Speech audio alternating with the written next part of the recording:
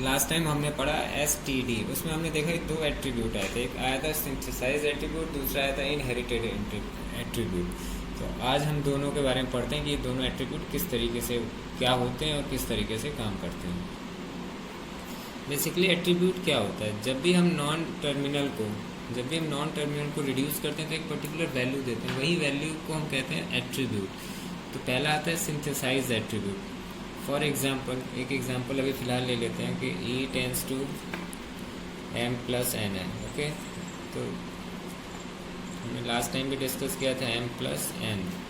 तो ये जो ट्री बना है ये यूज़लेस है जब तक कि हम m को कोई एट्रीब्यूट ना दें, n को कोई एट्रीब्यूट ना दें। जब एट्रीब्यूट देंगे तभी इस एट्रीब्यूट पे मैनिपुलेशन होगा, और वो जो मैनिपुलेशन होने के बाद वो फाइनली एक वैल्यू जनरेट करेगा, जैसे 2 + 3 = 5। तो बेसिकली दो तरह के एट्रीब्यूट होते हैं, पहला होता है सिंथेसाइज्ड एट्रीब्यूट, दूसरा होता है इनहेरिटेड एट्रीब्यूट। तो अभी हम पढ़ते हैं एस एट्रीब्यूट। एक दूसरा एग्जांपल लेते हैं। फॉर एग्जांपल, अगर हमारा प्रोडक्शन इस टाइप का है, S tends to A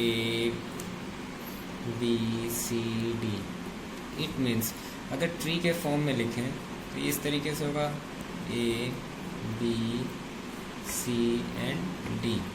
okay, और इसके लिए एक सिमेंटिक रूल हम डिराइव कर लें, यानी S की जो वैल्यू होगी वो वैल्यू होगी A डॉट वैल्यू, या फिर S की जो वैल्यू होगी वो होगी B डॉट वैल्यू, या फिर S की जो वैल्यू होगी वो होगी C डॉट वैल्यू, या फिर S की जो वैल्यू होगी वो होगी D डॉट।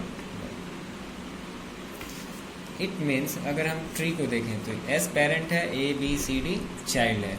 अभी हमारा सिमेंटिक रूल क्या कहता है कि S की जो वैल्यू होगी या तो A से आ सकती है, या फिर B से आ सकती है, या फिर C से आ सकती है, या फिर D से आ सकती है। जब भी कोई भी एट्रीब्यूट, जब भी पेरेंट का एट्रीब्यूट चाइल्ड के एट्रीब्यूट से डिराइव होता है तो उस एट्रीब्यूट को हम कहते हैं synthesise attribute. It means parents का जो एट्रीब्यूट है, यहाँ पे जो एट्रीब्यूट है वो एट्रीब्यूट कहाँ से आ रहा है, या तो A से आ सकता है, या फिर B से आ सकता है, या फिर C से आ सकता है, या फिर D से आ सकता है। इट मीन्स चाइल्ड उसको हेल्प कर रहा है पेरेंट को कि उसका एट्रीब्यूट जनरेट करने के लिए। इट मीन्स दूसरे वर्ड में हम कह सकते हैं कि जो S का एट्रीब्यूट है वो डिपेंडेंट है A B C और D के एट्रीब्यूट पे। तो इस टाइप के एट्रीब्यूट को हम कहते हैं सिंथेसाइज एट्रीब्यूट। इट मीन्स जहाँ पे चाइल्ड के एट्रीब्यूट से पेरेंट का एट्रीब्यूट जनरेट होता है उस एट्रीब्यूट को हम कहते हैं सिंथेसाइज एट्रीब्यूट्स। ठीक है, और ये प्रोडक्शन बहुत इजीली हम फाइंड आउट कर सकते हैं।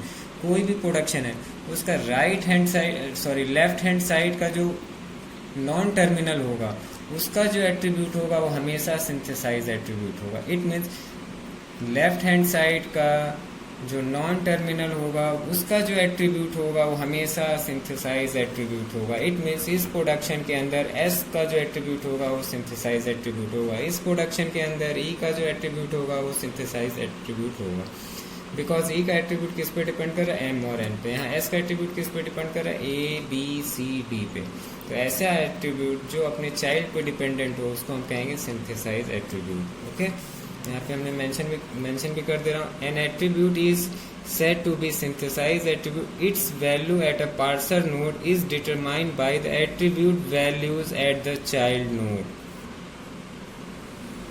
और दूसरी चीज, attribute of left side non terminal is always synthesize attribute. Okay, और it can be evaluated during the single bottom of parsing. हम बॉटम ऑफ पार्सिंग से इसको इवेल्युएट करते हैं, यानी A का जो एट्रीब्यूट है उस एट्रीब्यूट से S का एट्रीब्यूट जनरेट हो रहा है, B का जो एट्रीब्यूट है उससे S का एट्रीब्यूट जनरेट हो रहा है, C का जो एट्रीब्यूट है उससे S का जनरेट हो रहा है, जो D का है उससे S का।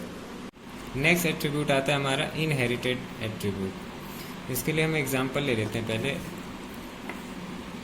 S tends to X Y Z, और एक सिमेंटिक रूल हम लिखते हैं, y dot value equals to x dot value,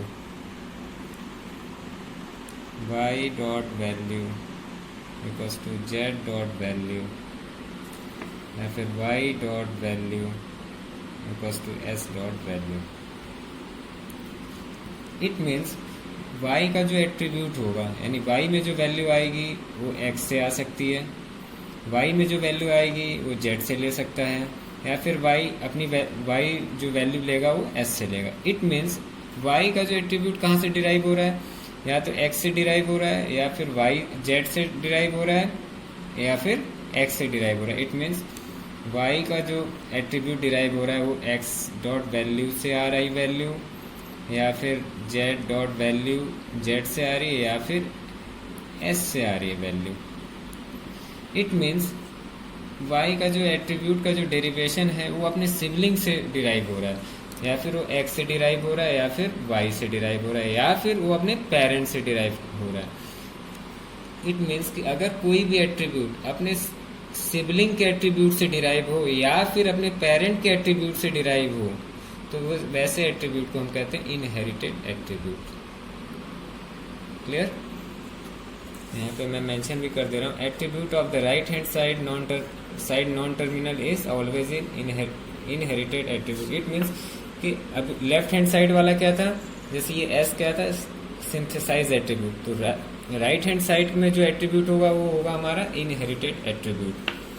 दूसरा, inherited attributes are those whose value at a node in parse tree is defined in terms of the parent और sibling of the node. It means या तो अपने जो sibling होंगे उनके attribute से generate होगा या डिराइव होगा, या फिर अपने पेरेंट्स के एट्रीब्यूट से डिराइव होगा। अगर ऐसा कोई एट्रीब्यूट है तो उसको हम कहेंगे इनहेरिटेड एट्रीब्यूट।